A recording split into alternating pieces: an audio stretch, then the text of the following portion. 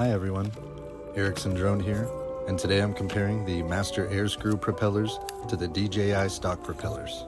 There are some good videos out there, but I want to do a test that puts the sound side by side switching back and forth, as well as do a simple decibel test to compare volume. You can also see here that the size of the blades are very similar, 4 inches by 1 inch. There is a slight difference in the root of the propeller, but flexibility is comparable. It'll be interesting to see if the Master Airscrew is indeed quieter.